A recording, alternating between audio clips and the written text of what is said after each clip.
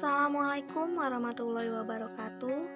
Saya Radesi Sauli Nurjanah dari Prodi Pendidikan Kimia UIN Raden Fata Palembang akan menjelaskan materi tentang larutan penyangga kelas 11 semester 2 dengan mata kuliah Perencanaan Pembelajaran Kimia, dosen pengampu Bapak Pandu Jatilaksono MPD.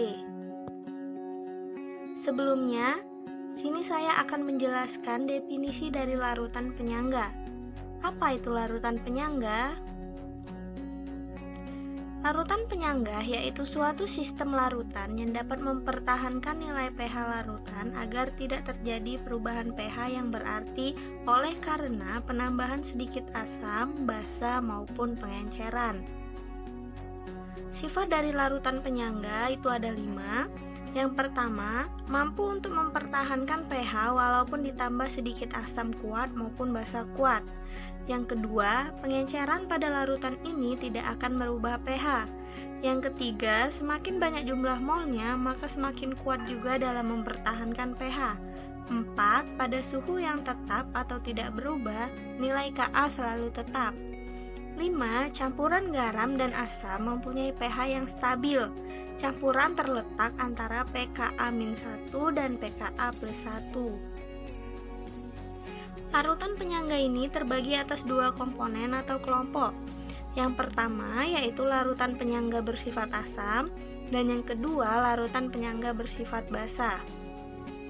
Larutan penyangga bersifat basa yaitu memiliki pH lebih dari 7. Larutan basa terdiri dari komponen basa lemah atau B dan basa konjugasinya atau BH+. Larutan seperti ini dapat diperoleh dengan 1. Mencampurkan basa lemah atau B dengan garam asam konjugasinya atau BHX yang dapat terionisasi menghasilkan ion BH+. 2. Mencampurkan suatu basa lemah dalam jumlah berlebih dengan suatu asam kuat sehingga bereaksi menghasilkan garam asam konjugasi dari basa lemah tersebut. Selanjutnya, larutan penyangga bersifat asam. Larutan penyangga bersifat asam memiliki pH kurang dari 7. Larutan bufet asam terdiri dari komponen asam lemah atau Ha dan basa konjugasinya atau amin. Larutan seperti ini dapat diperoleh dengan 1. Mencampurkan asam lemah atau Ha dengan garam basa konjugasinya atau La yang dapat terionisasi menghasilkan ion amin. Yang kedua, mencampurkan suatu asam lemah dalam jumlah berlebih dengan suatu basa kuat sehingga bereaksi menghasilkan garam basa konjugasi dari asam lemah tersebut. Campuran larutan penyangga. Yang A yaitu campuran asam lemah ditambah dengan basa konjugasi atau garamnya, maka disebut dengan penyangga asam. Contohnya, CH3COOH ditambah dengan CH3COONa. Yang B yaitu campuran basa lemah ditambah dengan asam konjugasi atau garamnya, maka disebut dengan penyangga basa. Contohnya NH4OH ditambah dengan NH4Cl. Pembuatan larutan penyangga A, asam lemah yang berlebihan dengan basa kuat akan habis bereaksi dengan kelebihan asam lemah membentuk garam. Pembuatan larutan penyangga B, basa lemah yang berlebihan dengan asam kuat akan habis bereaksi dengan basa lemah membentuk garam. Adapun prinsip kerja dari larutan penyangga yaitu 1. Jika ditambah dengan asam, maka ion H+ dari asam tersebut akan dinetralkan oleh basa lemah. Yang kedua, jika ditambah dengan basa, maka ion OH- dari basa tersebut akan dinetralkan oleh asam konjugasi.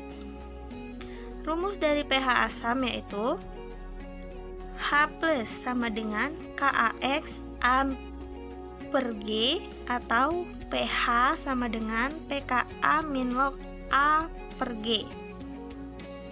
Rumus untuk pH basa yaitu OH- sama dengan KBX B per G atau pH sama dengan pKb min log B per G. Fungsi dari larutan penyangga yaitu 1. Dalam tubuh makhluk hidup, larutan penyangga H2CO3 ditambah dengan HCO3- untuk menjaga pH dalam darah. pH darah tubuh manusia berkisar antara 7,35 sampai dengan 7,45.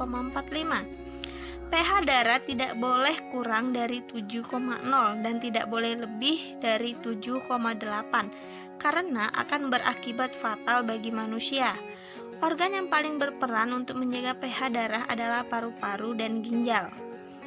Untuk menjaga pH tubuh agar sesuai dengan karakteristik reaksi enzim, larutan penyangga karbonat dan larutan penyangga fosfat.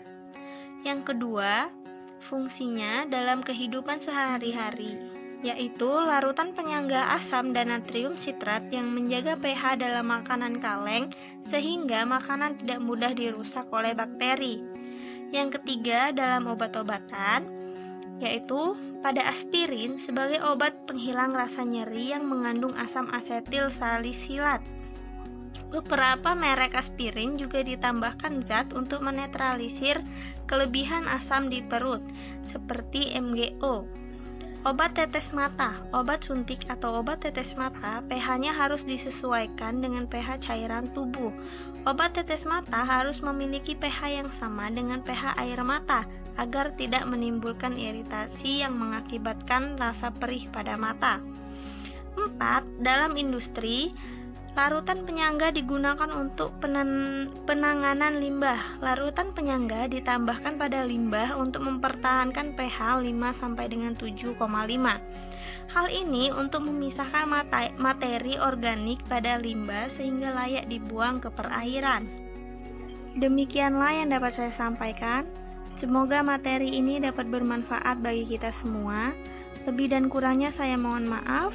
Kepada Allah saya mohon ampun. Saya akhiri. Wassalamualaikum warahmatullahi wabarakatuh.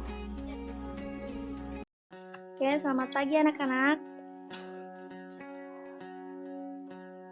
Sebelum mulai pelajaran pada hari ini, ada baiknya kita berdoa terlebih dahulu. Berdoa dimulai. Selesai. Kemudian Ibu akan mengabsen terlebih dahulu sebelum memulai pelajaran pada hari ini. Rozia, Santika. Oke, baiklah. Hari ini kita akan mempelajari materi tentang larutan penyangga. Mungkin kalian bertanya, apa sih pentingnya kita belajar larutan penyangga ini? Mungkin kita tidak tahu dampaknya dengan nyata, namun yakinlah pasti apa yang kita pelajari hari ini akan berguna untuk suatu hari nanti. Kemudian harapan Ibu setelah kita belajar larutan penyangga ini, kalian akan mengetahui apa sih larutan penyangga dan kemudian apa kegunaan dari larutan penyangga dan perbedaan larutan penyangga dan yang bukan larutan penyangga. Oke, baiklah. Sebelumnya Ibu akan membagi beberapa kelompok untuk mengasih soal kepada kalian. Oke. Ibu akan langsung menjelaskan materi larutan penyangga. Adakah yang tahu apa itu larutan penyangga?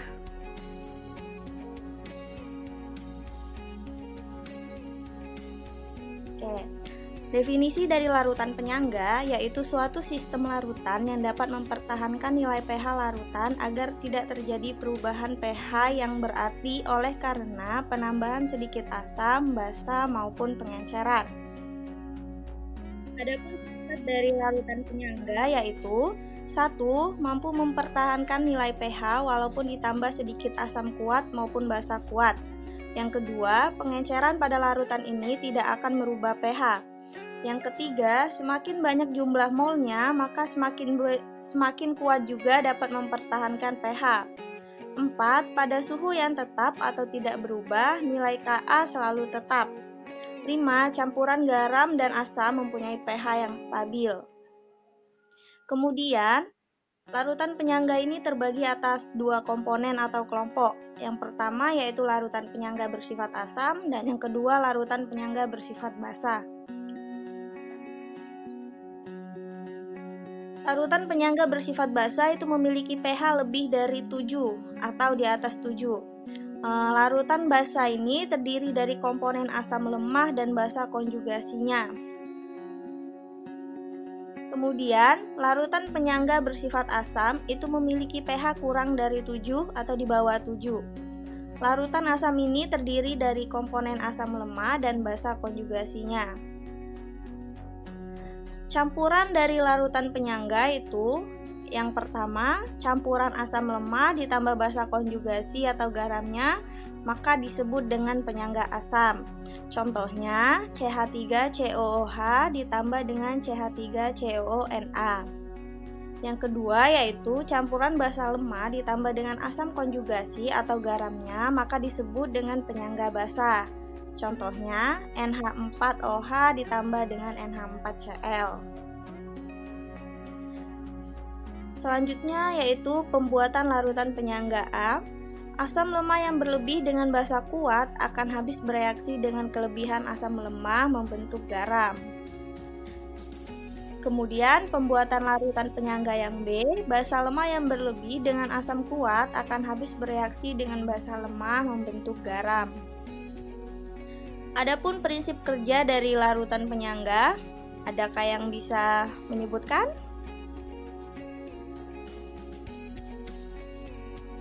Tidak. Oke, prinsip kerjanya yaitu 1.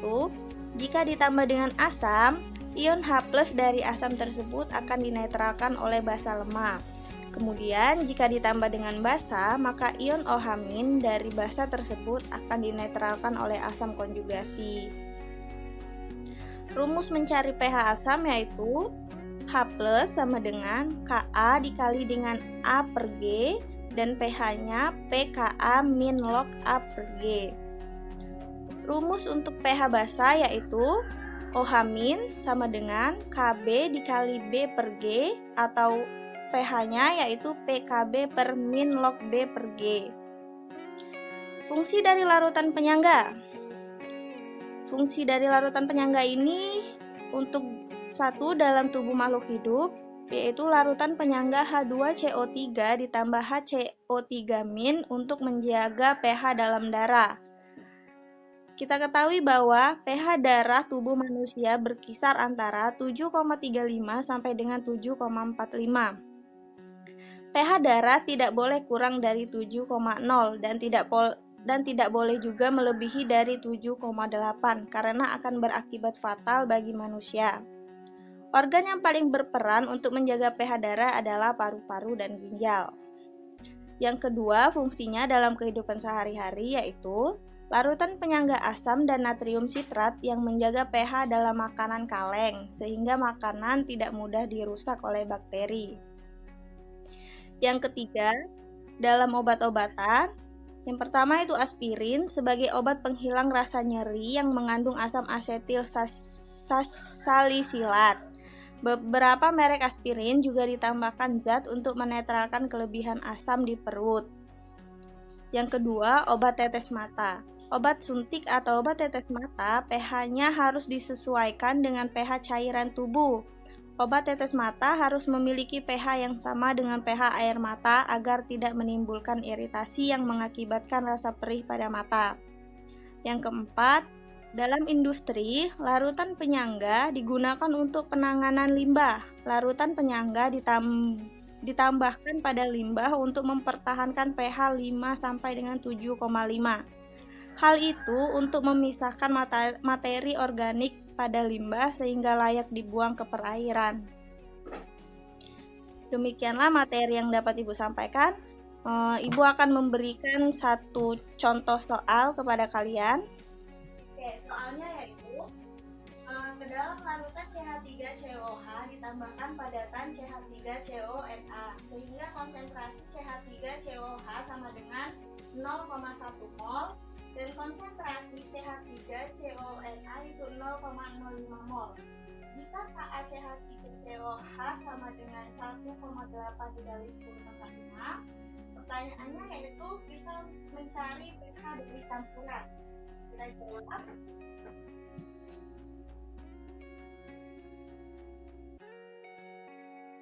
Kita buat terlebih dahulu.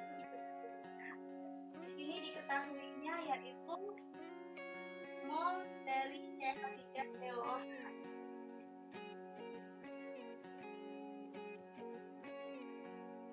yaitu 0,1.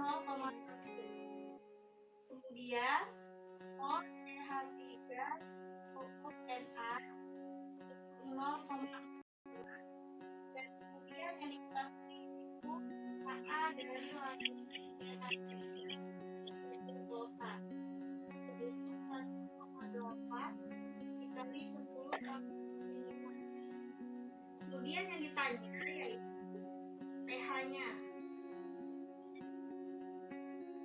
Di sini langsung kita jawab. Yang pertama itu kita mencari H+, mana rumusnya yaitu A dikali mol CH3OOH per mol CH3COONA. Kita jawab.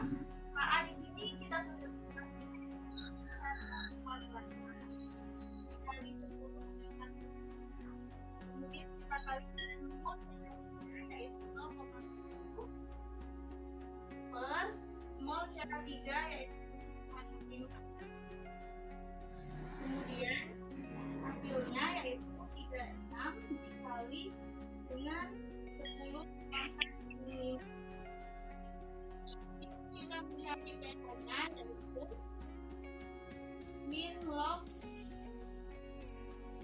H+ sama dengan 3,6 hasilnya yaitu min log 3,6. Jadi pH larutannya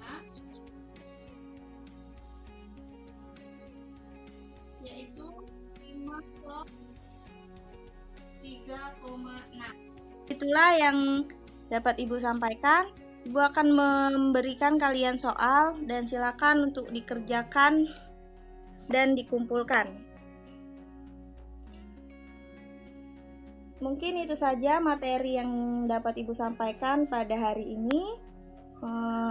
Kita berjumpa lagi minggu depan. Sebelum menutup pelajaran hari ini, lebih baiknya kita berdoa terlebih dahulu. Berdoa dimulai.